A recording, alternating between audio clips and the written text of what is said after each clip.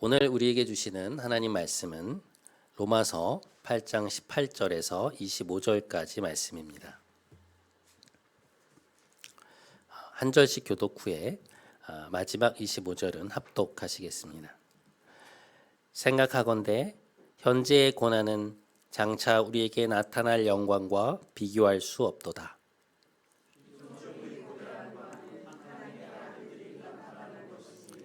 피조물이 허무한 데 굴복하는 것은 자기 뜻이 아니요 오직 굴복하게 하시는 이로 말미암음이니라.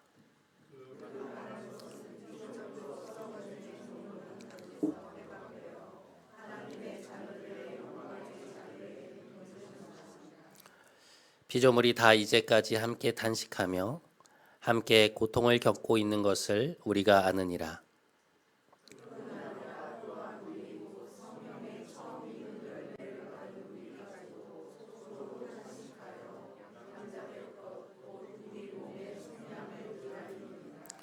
우리가 소망으로 구원을 얻었음에 보이는 소망이 아니니 보는 것을 누가 바라리요. 만일 우리가 보지 못하는 것을 바라면 참음으로 기다릴지니라. 아멘. 이것은 하나님의 말씀입니다.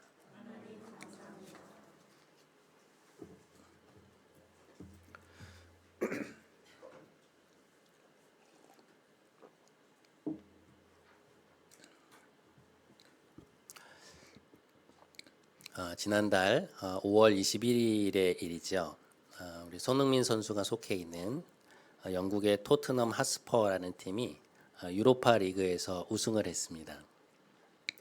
유로파 리그라는 것은 유럽 축구의 3대 메이저 대회 중 하나인데요. 이 손흥민 선수가 속해 있는 팀이 무려 17년 만에 메이저 대회에 우승을 한 것이라고 합니다. 그럼 얼마나 경사스러운 일이었겠습니까? 결승 경기가 스페인의 빌바오라는 곳에서 열렸는데요. 영국의 토트넘의 홈 경기장에도 이제 관중들이 꽉 차 있더라고요. 대형 스크린을 통해서 함께 경기를 보는 것이었는데 엄청난 열기였습니다. 영국의 그 경기장 표도 구하기가 어려웠을 것 같은데 결승이 열린 그 경기장의 표는 얼마나 더 구하기 어려웠을까요? 그런데 그렇게 해서 그곳에 들어간 사람들은 그 역사적인 순간을 자신들의 눈으로 목도하게 된 것이죠. 토트넘이 이제 우승 세러머니를 하는 장면들을 찍어놓은 영상들이 있었는데 댓글을 읽다 보니 이런 댓글들이 있었습니다. 야, 내가 여기에 와서 이 경기를 직관하다니 믿을 수 없다. 그런 말들이 이제 곳곳에 있었는데 손흥민 선수의 팬이라면 그리고 그 팀을 응원하는 사람들이라면 이 결승이 펼쳐진 경기장에서 우승의 순간을 직접 본 것, 그리고 손흥민 선수가 주장으로서 트로피를 번쩍 들어올리는 그 영광의 순간을 함께하는 것이 아마도 오래도록 잊혀지지 않을 경험이겠죠. 그런데 조금 전에 말씀드렸던 그 댓글들 중에서 제 눈에 들어왔던 단어가 하나 있었습니다. 그게 뭔가 하니 바로 직관이라는 단어였는데요. 직관이라는 말은 직접 보았다라는 뜻이죠. 자신이 좋아하는 공연이나 스포츠 경기를 직접 관람했다는 것을 나타내는 말입니다. 그러니까 내가 직접 그 장소에 가서 그것을 보는 것, 내가 좋아하는 선수나 연예인을 실제로 보는 것을 말하죠.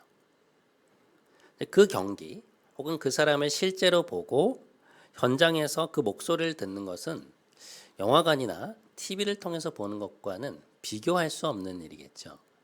그러니까 만족감이라는 측면에서 아마 비교가 안 될 겁니다. 그런데 흥미롭게도 신학 용어 중에 이런 비슷한 단어가 하나 있습니다. 그게 뭔가 하니 지복직관이라는 말입니다. 이 말을 처음 들어보시는 분들이 많으실 텐데요. 풀어보면 하나님의 얼굴을 직접 대면하는 가운데 커다란 기쁨과 행복을 경험한다라는 뜻입니다.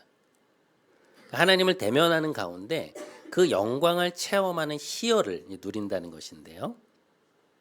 우리가 좋아하는 경기나 사람을 직접 보는 것만으로도 굉장히 큰 기쁨인데 하물며 신자들이 하나님을 대면하여 본다는 것은 얼마나 큰 영광이겠습니까? 정말 가슴 벅찬 순간일 거거든요. 그러한 하나님에 대한 체험을 뜻하는 단어가 바로 지복직관이라는 용어입니다. 한스 부어스마라는 분이 쓴 지복직관이라는 책에 보면 성경 안에서 하나님을 만나 뵌 그 사람들의 체험을 하나하나 추적해 나가는 걸 볼 수 있는데요. 예를 들어 이제 아브라함, 야곱, 모세, 이사야, 예레미야, 에스겔 이런 분들입니다. 성경 안에서 이들의 이야기를 읽어보면 이들이 하나님을 얼마나 놀랍게 경험했는지를 보게 되는데요. 어떻게 이런 체험을 할 수 있을까? 이제 그런 생각이 들죠. 그럼에도 이들의 이야기를 읽으면서 이제 눈에 띄는 것은 뭔가 하면 이들조차도 하나님을 만나 뵌 그 체험이 사실상 하나님의 등을 본 것에 불과하다는 것입니다. 출애굽기 33장을 보면 모세가 하나님께 간구를 하는 장면이 나오거든요. 하나님, 하나님의 영광을 저에게 보여주십시오라고 간절히 구하는데 그때 하나님이 뭐라고 말씀을 하시냐면 내가 너의 간구에 응답할 것이다. 내가 너에게 내 영광을 보여줄 것인데 그러나 내가 내 얼굴은 보지 못하고 등만 보게 될 것이다. 그런 말씀을 하세요. 그 이유는 내 얼굴을 마주하고 살아남을 인간은 없다는 것입니다. 그러니까 죄 있는 인간이 거룩하신 하나님의 영광을 직접 대면하면 죽는다는 거예요. 여기에 등장하는 얼굴이나 등이라는 표현이 하나님이 실제로 얼굴이 있다거나 등이 있다는 이야기는 아니죠. 하나님의 영광을 애둘러 표현한 것입니다. 그런 면에서 볼 때 구약에서 하나님을 만났던 이들의 체험은 놀라운 것이었지만 그것은 하나님의 영광 전체가 아닌 지극히 일부분을 본 것이라는 말씀이죠. 그런데 신약에 들어오면 이 양상이 조금 달라집니다. 요한복음 14장에 보면 주님께서 돌아가시기 전날 밤에 제자들과 마지막 담화를 나누시던 중에 12제자 중에 한 사람 빌립이 주님께 이렇게 묻습니다. 요한복음 14장 8절 말씀인데요. 빌립이 이르되 주여 아버지를 우리에게 보여주옵소서. 그리하면 족하겠나이다. 성부 하나님을 자신들에게 보여달라는 것이죠. 그러자 그 말을 들으신 주님께서 이렇게 말씀하십니다.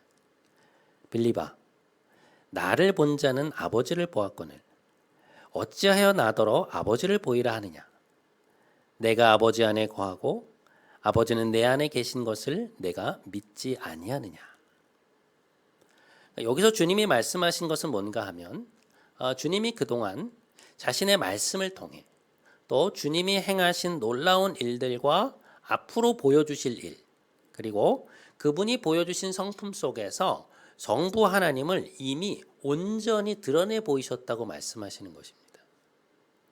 과거의 어떤 인물들, 어떤 사건들과 비교할 수 없을 정도로 예수님은 아버지를 온전히 드러내 보이셨다는 것이죠. 그래서 누가복음 10장 23절과 24절에 보면 또 뭐라고 말씀을 하시냐면 너희가 보는 것을 보는 눈이 복이 있다라고 말씀하세요. 많은 왕들과 선지자들이 너희가 보는 바를 보고자 하였을 때 보지 못했고 듣고자 하였을 때 듣지 못하였다. 이렇게 말씀을 하십니다.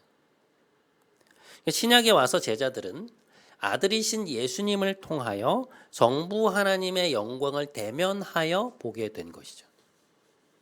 여러분, 그게 얼마나 큰 영광입니까? 지금 너희가 받은 복이 어떤 것인지 알고 있느냐라고 말씀하시는 거거든요. 그들은 인간이 되어 이 땅에 오신 예수님을 통해 하나님의 영광을 눈앞에서 목도하게 된 것입니다. 고린도후서 4장에 보면 사도 바울이 이것과 관련해서 이런 이야기를 합니다. 어두운 데에 빛이 비치라 말씀하셨던 그 하나님께서 예수 그리스도의 얼굴에 있는 하나님의 영광을 아는 빛을 우리 마음에 비추셨느니라. 여러분 여기 한번 보세요. 사도 바울이 지금 뭐라고 말을 하고 있습니까? 예수님의 얼굴을 통해서 우리가 무엇을 보았다고 말씀하죠? 하나님의 영광의 빛. 곧 하나님의 영광을 보았다는 거예요. 이 말씀은 무슨 의미냐? 예수 그리스도를 본 사람은 누구를 본 것이다? 아버지를 본 것이다. 예수님을 경험한 사람들은 누구를 경험하는 것이다? 성부 하나님을 경험한 사람들이라는 것입니다. 바울의 서신서들을 읽다 보면 그의 적대자들이 사도 바울의 사도성을 의심하는 대목이 나옵니다. 이게 왜 그런가 하니 초대교회 당시에 사도라는 직분은 아무한테나 주어지는 게 아니었거든요. 사도가 될 수 있는 자격을 갖춘 사람은 실제로 예수님의 공생의 기간 동안에 함께했고 무엇보다 부활하신 예수님을 직접 뵌 사람들만이 받을 수 있는 자격이었습니다.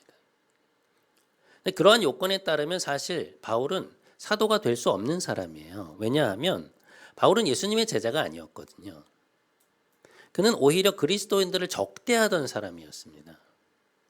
그런데 이 사람이 어떻게 회심 이후에 자신을 이방인의 사도라고 주장할 수 있었는가? 어떻게 하나님이 직접 자신에게 그 사명을 주셔서 사도로 보내셨다고 말할 수 있었는가? 바울의 주장은 자신이 부활하신 예수님을 만났다는 것입니다.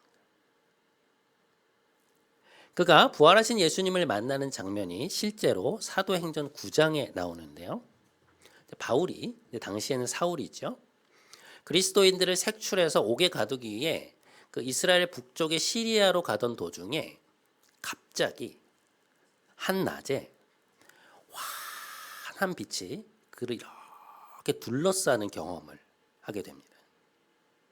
그런데 그 빛이 너무 강렬해서 이 사람이 한동안 눈이 먼 거예요. 근데 그러면서 듣게 된 음성이 무엇이었냐면 사울아 사울아 내가 어찌하여 나를 핍박하느냐. 주님의 음성을 들은 거거든요. 그 만남 이후에 이 사람이 이제 회심을 하게 되고 그리스도인이 되는 것인데요. 근데 그 이야기 속에는 그가 하나님을 보았다는 말이 나오질 않아요.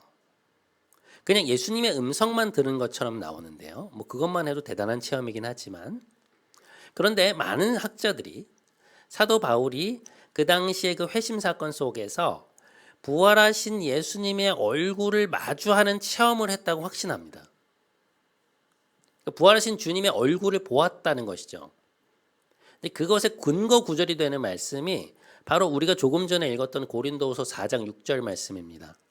우리 다시 한 번만 함께 읽어보실까요? 읽겠습니다. 시작. 어두운 데에 빛이 비치라. 얼굴에 있는 하나님의 영광을 아는 빛을 우리 마음에 비추셨느니라. 예수님은 하나님의 형상이시기 때문에 그분의 얼굴 속에 하나님의 영광이 그대로 드러난다는 것이죠. 그런데 이 말은 예수님을 만나서 그 얼굴을 직접 뵌 사람이 아니고서는 이런 말을 쓸 수가 없다는 거예요. 그러니까 바로 앞에 구절에 보시면 사도 바울이 그리스도는 하나님의 형상이시다라는 말을 하는데요. 그 말이 이 6절과 연결이 되면서 이 사람이 그 당시에 부활하신 주님을 보았고 주님을 통해 나타나는 하나님의 영광을 목도했구나라는 것을 우리가 분명히 알 수 있다는 것입니다. 그것이 그가 평생을 갖은 고난 속에서도 자신이 갖고 있던 모든 특권을 포기하고 예수님을 하나님이 보내신 메시아요 세상의 구세주로서 선포하며 살게 된 가장 중요한 계기였다는 것이죠. 그 경험이 그의 평생에 영향을 미친 것입니다. 여러분, 하나님을 깊이 체험한 경험들은요 잊혀지지가 않습니다. 평생 가요. 그 영광을 대면하고 나면 그 파장이 그만큼 큰 것이죠. 교회사 안에서 대각성 운동이라고 불리는 18세기 중엽 미국에서 일어난 부흥운동이 있습니다. 교회사적으로 굉장히 중요한 사건인데요. 그 부흥운동의 중심에 서 있었던 분이 누구냐 하면 조나단 에드워즈라고 하는 목사님입니다. 이분은 굉장히 지성적인 분이고 지금까지도 큰 영향을 미치고 있는 중요한 책들을 여러 권 쓰셨는데요. 동시에 이분은 하나님에 대한 깊은 체험으로도 많이 알려져 있는 분입니다. 이분의 일기들을 보면 그 체험들이 상세히 적혀 있는데요. 예를 들면 이런 것입니다.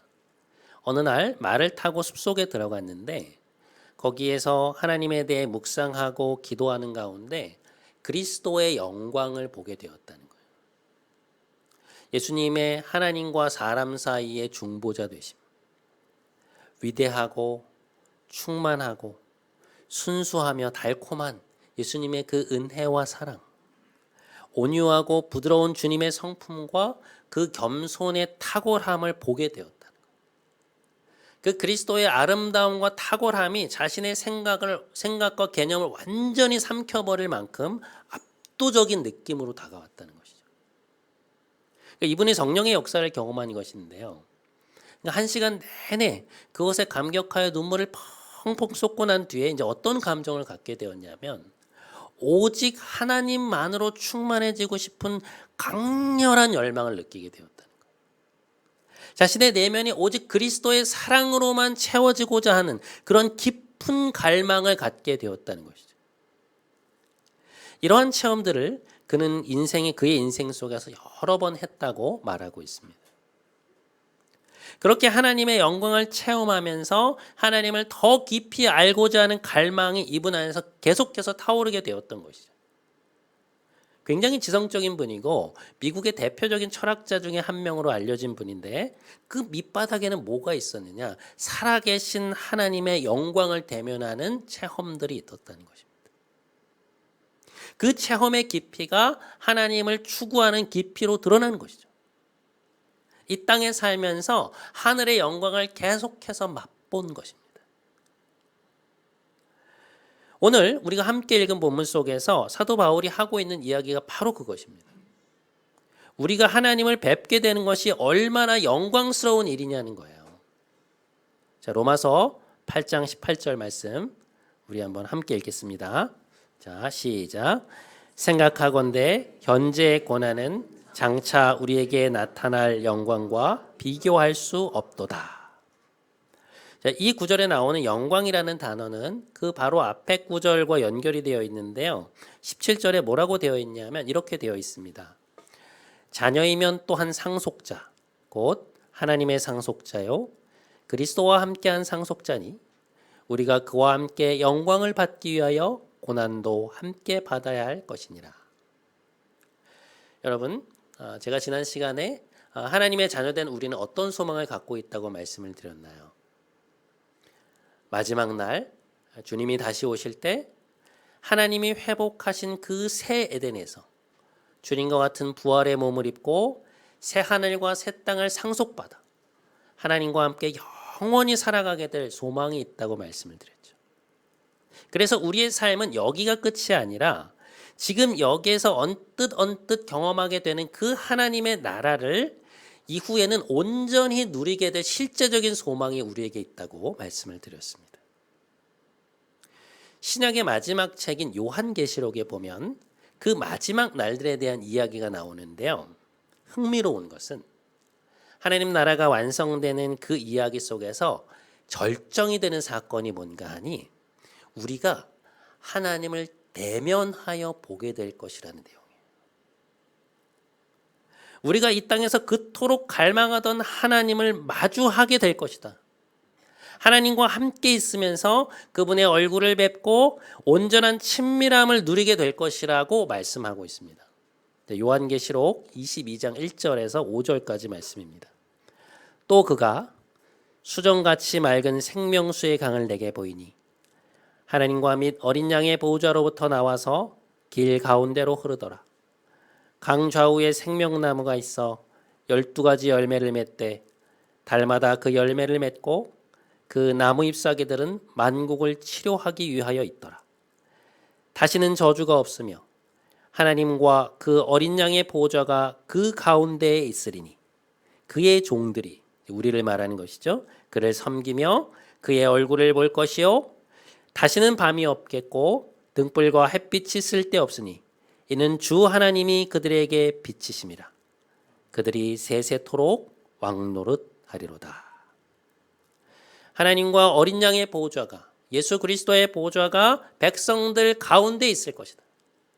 다시는 밤이 없겠고 햇빛이 쓸데없으니 이는 주 하나님의 영광이 그들에게 비추심이라. 신약 성경의 피날레를 장식하고 있는 이 요한계시록이라는 책은 역사의 마지막과 성도들의 마지막이 어떠할 것인지를 그림원으로 계속해서 보여주고 있는 성경인데요. 요한계시록이 보여주고 있는 그 비전의 중심에는 뭐가 있냐면 우리가 하나님의 얼굴을 직접 뵙게 된다는 것입니다. 지금 이 땅에서 신앙생활을 해나가면서 언뜻 경험해 나가게 되는 그 하나님의 영광, 지극히 일부분만으로도 우리를 벅차오르게 하는 그 영광을 하나님 나라에 가서는 온전히 마주하게 되고 하나님과의 그 만남 속에서 충만한 기쁨을 누리게 된다는 거예요. 그 어떤 것과도 비교할 수 없는 놀라운 친밀함과 만족감을 경험하게 된다는 것이죠. 그것이 바로 요한계시록이 보여주고 있는 비전의 핵심이에요. 여러분, 성경이 말하는 인간이 경험할 수 있는 최고의 행복은 하나님을 만나는 것입니다. 인간이 경험할 수 있는 최고의 만족과 최고의 기쁨은 뭐냐? 영원하시고 무한하시고 영광스러우신 하나님과의 만남, 그리고 그 만남에서 비롯되는 하나님과의 친밀함에 있다고 말씀하고 있어요. 하나님과의 대면 속에서 누리는 그 친밀함의 행복감을 경험하고 나면 그 만족이 너무나도 커서 다른 것들이 눈에 들어오지 않는다는 것입니다. 이 땅에서도 마찬가지라는 거예요. 그동안 나에게 기쁨을 주었던 돈, 명예, 성공, 업적, 친구들, 취미활동, 그 모든 것이 빛을 잃게 된다는 거예요. 하나님의 영광을 마주한 그 벅참에 비하면 다른 것들이 주는 기쁨은 이것에 견줄 수 없다는 것이죠. 제가 2주 전쯤에 예수님을 만나고 변화된 사람들에 관한 이야기를 하면서 하루 종일 오락에 빠져 살던 청소년이 수련회에 다녀오고 나서 오락을 하고 싶은 마음이 싹 사라졌다는 그런 말씀을 드린 적이 있죠. 왜 그런 줄 아세요? 우리 안에 계신 성령께서 그 욕망을 정화해 주신 측면도 있지만 또 다른 측면은 뭔가 하면 하나님을 대면한 그 기쁨이 너무 만족스러웠던 거예요. 그 만족감이 자신이 오락을 통해 어떤 그 만족을 덮어버린 것입니다.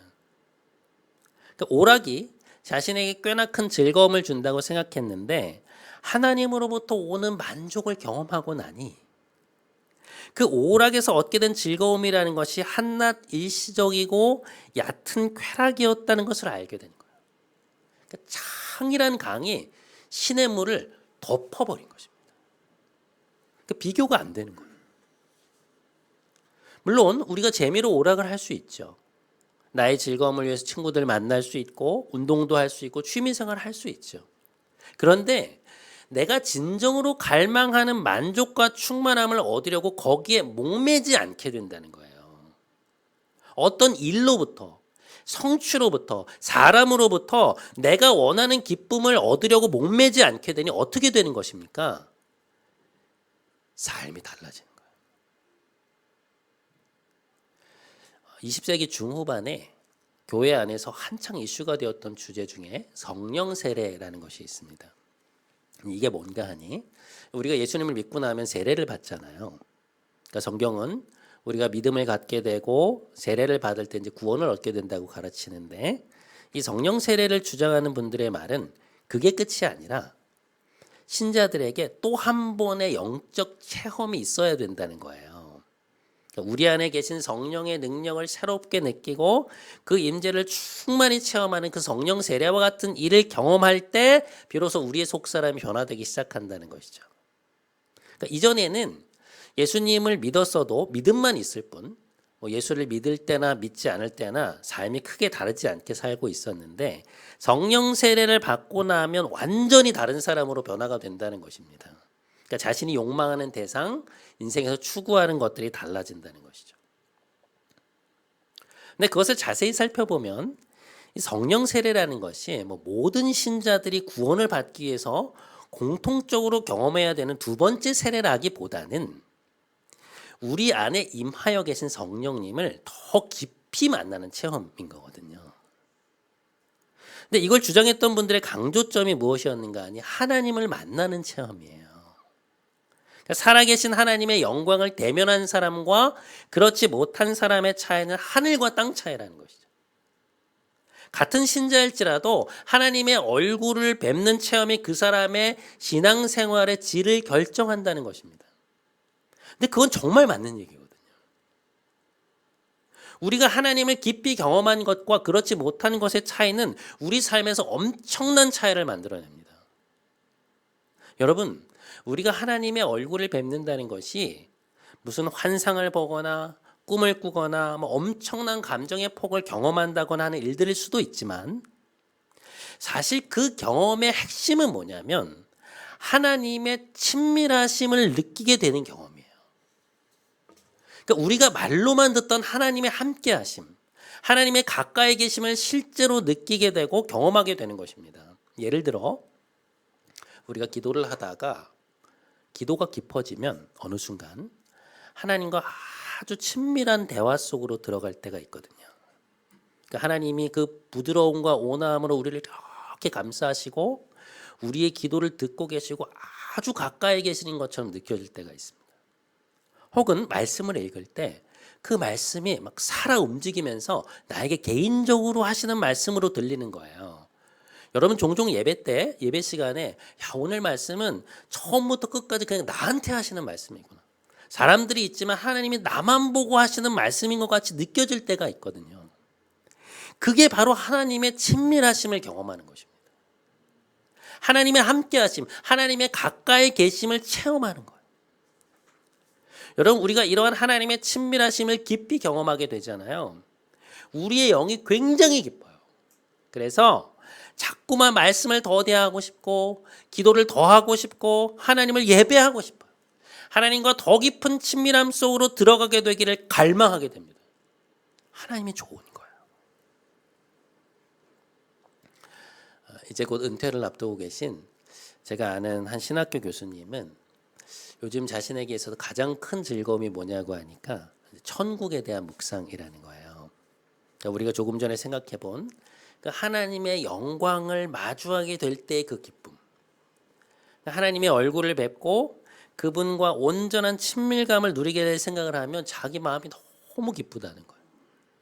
그러니까 이제는 자기가 살아왔던 날보다 이제 하나님께 갈 날이 더 가까이 왔다는 생각을 하게 되니 그것이 자신에게 실제적인 기대이자 기쁨이 되더라는 것이죠.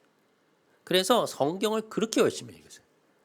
말씀을 연구하고 묵상을 나누고 하나님 주시는 말씀을 듣는 게 너무 기쁘다는 거예요. 이 땅에서도 이렇게 기쁜데 하나님의 영광을 온전히 마주하게 되면 그 기쁨이 얼마나 더하겠냐는 것이죠. 그 얘기를 하시는데 굉장히 많은 도전이 되더라고요. 여러분 오늘 본문 로마서 8장 23절과 24절에 보면 이런 말씀이 있습니다. 그뿐 아니라 또한 우리 곧 성령의 처음 익은 열매를 받은 우리까지도 속으로 탄식하여 양자될 것 곧 우리 몸의 성량을 기다리느니라. 우리가 소망으로 구원을 얻었음에 보이는 소망이 아니니 보는 것을 누가 바라리요. 여러분 우리는 아직 이 땅에 묶여 있는 것이 너무 많잖아요. 우리의 몸, 육신의 죄된 습관, 마음의 연약함, 주변 사람들의 시선, 경쟁, 시기, 질투, 성취에 대한 욕구, 또 우리를 유혹하는 일들, 우리가 세상에서 목도하는 죄악들. 우리는 구원받았지만 여전히 이 땅은 불완전한 것이고 아직 완성되지 않은 것이죠. 여전히 악이 존재합니다. 그래서 어떻다는 것입니까? 오늘 본문의 말씀처럼 성령의 처음 익은 열매를 받은 우리, 곧 그리스도의 부활을 보고 그것을 믿고 영생을 약속받은 우리 역시도 세상에 살면서 아직까지 탄식이 많다는 거예요. 즐거움도 있고 기쁨도 있지만 탄식이 교차되는 일들이 많다는 것입니다. 이것 때문에 좋았다가도 저것 때문에 낙심이 되고 이것 때문에 힘이 났다가도 또 저것 때문에 탄식하게 되는 것이 지금 우리의 삶이라는 거예요. 그런데 그러한 삶 속에서 우리에게 필요한 것이 무엇이라는 것입니까? 보이지 않는 것에 대한 소망이라는 거예요. 하나님 나라에서 부활의 몸을 입고 그분의 얼굴을 마주하며 누리게 될 그 영광스러운 그 기쁨, 우리가 그토록 갈망하던 온전한 친밀감에 대한 충족감, 타인의 시선으로부터 완전히 자유로운 삶, 악으로부터 해방된 삶, 그러한 것들이 오늘을 살아가는 우리의 소망이 되어야 한다는 것이죠. 그 소망이 우리로 이 땅에서 오늘을 커다란 기쁨으로 살아가게 만든다는 것입니다. 그러나 무엇입니까? 그것은 아직 보이지 않는다는 거예요. 보이는 소망이 소망이 아니니 보는 것을 누가 바라겠냐는 것이죠. 그러니 여러분, 지금 여러분에게 무엇인가가 밝히 보이지 않는다고 해서 낙심하지 마십시오. 우리 앞길이 훤히 다 보이고 내가 내 능력으로 곧 잡을 수 있을 것 같은 것이라면 우리가 뭘 더 바라고 뭘 더 소망하겠습니까? 소망이란 본디 보이지 않는 것입니다. 보이지 않지만 그것이 그 자리에 분명히 있음을 알기에 초조해하지 않는 것이죠. 우리에게는 그 소망이 확실한 약속으로 주어져 있기 때문입니다. 사랑하는 여러분, 이번 한 주간 하나님과의 친밀함을 더욱더 깊이 누리시기 바랍니다. 여러분과 함께 계시며 여러분 안에 임재해 계신 하나님의 영광을 뵙게 될 걸 사모하면서 자꾸만 그 앞에 나아감으로 살아계신 하나님을 뵙고 그분과의 친밀함 속에서 기뻐하시는 그런 여러분 모두가 되시기를 주님의 이름으로 간절히 축원드립니다.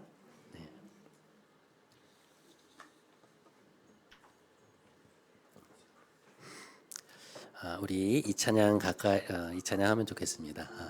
찬양 제목이 주께 가까이인데요. 주께 가까이 나를 이끄소서. 간절히 주님만을 열망합니다. 채워주소서. 주의 사랑을 진정한 찬양 드릴 수 있도록 우리 주님께서 찬양을 하며 주님께 나아가는 우리에게 주의 사랑을 채워주시고 주의 함께하심을 경험케 해주십시오. 그 마음을 가지고 우리 간절한 마음으로 찬양하며 나아가겠습니다.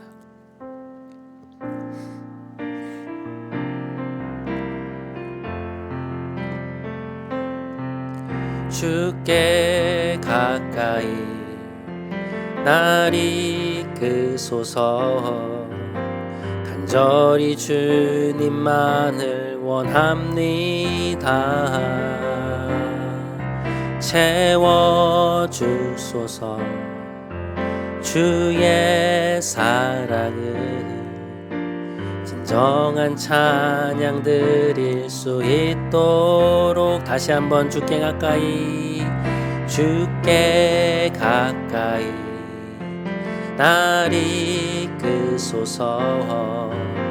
간절히 주님만을 원합니다. 채워주소서. 주의 사랑을 진정한 찬양 드릴 수 있도록 목마른 나의 영혼 주를 부르니 나의 맘만 주소서. 주님만을 원합니다. 더 원합니다. 나의 맘만 주소서. 목마른 나의 영혼 주를 부르니 나의 맘만 주소서. 주님만을 원합니다. 더 원합니다. 나의 맘만 주소서.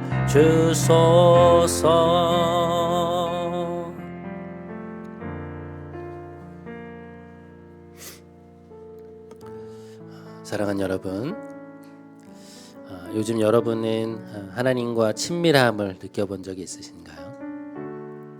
기도하는 가운데 혹은 말씀을 듣고 또 읽는 가운데 하나님의 함께 하심을 가깝게 느껴본 일이 있으신지요? 하나님은 우리와 친밀함을 나누고 싶어 하십니다. 주님은 우리에게 오시려고 인간의 몸을 입고 이 땅에 내려오셨고, 성령님은 우리의 심령 안으로 들어오시지 않았습니까? 그런데 우리가 하나님의 얼굴을 뵙지 못할 이유가 어디에 있겠습니까? 그 갈망 가운데 나아가면 하나님은 반드시 우리에게 자신의 가까이 계심을 느끼게 해주실 것입니다. 이 시간 함께 기도하기 원합니다. 하나님의 친밀하심을 우리에게 보여주옵소서. 하나님의 영광, 하나님의 거룩하심, 하나님의 사랑, 하나님의 가까이 계심을 깊이 누리는 오늘 이 시간, 그리고 이번 한 주가 되게 해 주옵소서. 우리 이 기도 제목 가지고 함께 기도하며 나아가도록 하겠습니다. 함께 기도하겠습니다. 하나님 아버지, 오늘 우리에게 너무나 귀한 말씀을 주셔서 감사합니다. 하나님을 더욱더 친밀히 알기 원하고 하나님의 친밀감을 경험하게 되기 원합니다. 주님, 이 시간은 우리에게 임하여 주시고, 성령님, 이 시간 우리에게 충만하게 구하셔서 우리가 하나님의 임재 가운데 하나님의 우리를 사랑하시는 것, 하나님의 거룩하심, 하나님의 함께하심을 경험할 수 있도록 우리와 함께하여 주시옵소서. 하나님의 친밀함을 경험하기 원합니다. 하나님을 알기 원합니다. 하나님의 사랑을 경험하기 원합니다. 우리와 함께하여 주시고 우리 가까이 계심을 우리에게 보여주시옵소서. 여러분은 하나님 나라에 대한 갈망이 있으신가요? 우리가 육신의 죽음 이후에 하나님 앞에 나아가 그분의 얼굴을 온전히 마주하고 그 영광 앞에 서게 될 실제적인 기대가 있으신지? 요한계시록의 비전은 결국 우리가 그 영광을 마주하면서 하나님과의 친밀함 속에서 영원토록 기쁨을 누리게 될 것이라는 내용입니다. 그게 우리에게는 얼마나 큰 기쁨일까요? 얼마나 큰 행복일까요? 우리 시간 한 번만 더 좀 함께 기도하기를 원합니다. 성령님, 우리에게 하나님 나라에 대한 소망을 부어 주옵소서. 그 나라에서 하나님을 마주하고 살아갈 것에 대한 그 기대가 오늘 우리의 삶을 끌어가는 원동력이 되게 하시고, 우리의 삶을 뚫고 들어와 우리의 일상에 놀라운 기쁨으로 자리하게 하여 주옵소서. 우리 이 기도 제목 가지고 한 번만 더 간절하게 하나님 앞에 나아가도록 하겠습니다. 함께 기도하겠습니다. 하나님 아버지, 감사합니다. 오늘 우리에게 말씀을 허락해 주셔서 감사합니다. 우리 안에 하나님 나라에 대한 갈망이 있는가? 우리 안에 하나님의 그 나라에 대한 열망, 하나님 앞에 나아가서 하나님의 얼굴을 온전히 뵙게 될 것에 대한 소망이 있는가 돌아보게 됩니다. 하나님, 그것이 우리의 삶의 실제적인 기쁨이 되게 하시고 실제적인 소망이 될 수 있게 하여 주시옵소서.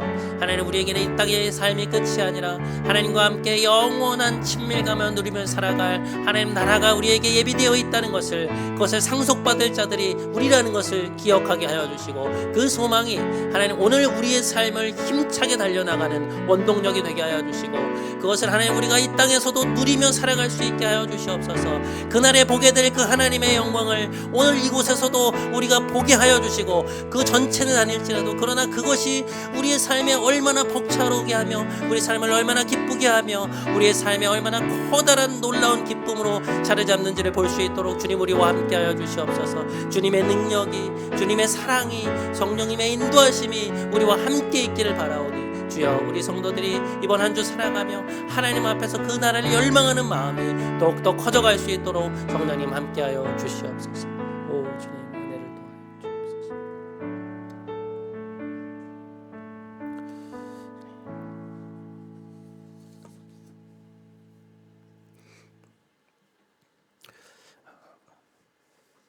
살아계신 하나님, 우리의 삶의 최고의 행복은 하나님의 얼굴을 뵙는 것임을 말씀해 주셔서 감사합니다.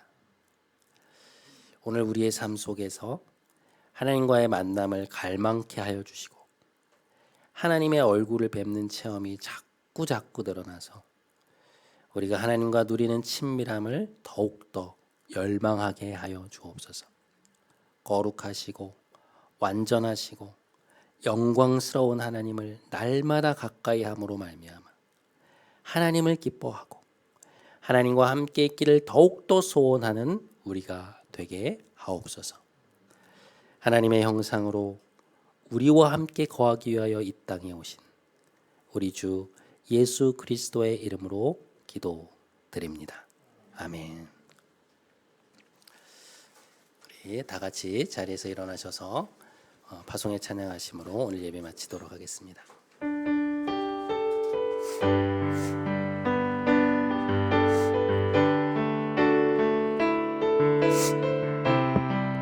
하늘의 문을 여소서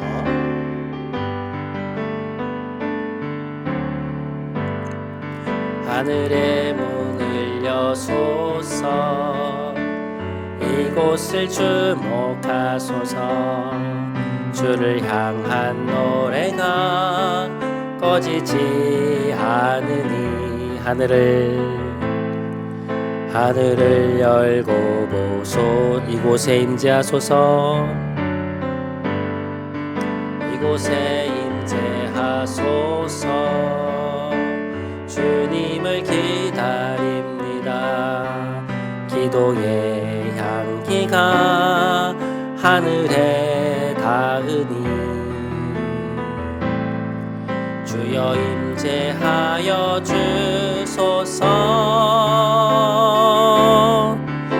이곳에 오셔서 이곳에 앉으소서 이곳에서 드리는 예배를 받으소서 주님의 이름만이 오직 주의 이름만 이곳에 있습니다. 이곳에 오셔서 이곳에 앉으소서 이곳에서 드리는 예배를 받으소서 주님의 이름만이 오직 주의 이름만 이곳에 있습니다.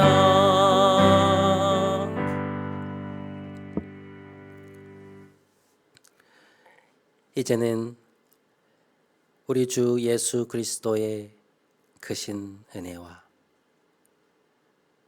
하나님 아버지의 놀라우신 사랑과 보혜사 성령님의 감동, 감화, 충만케 하심이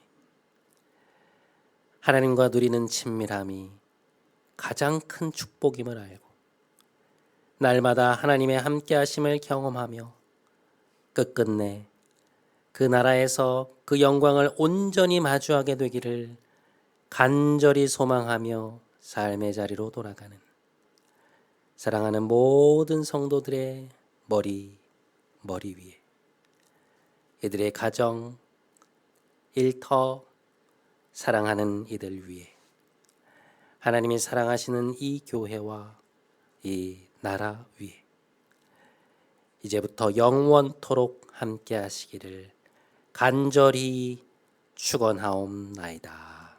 아멘.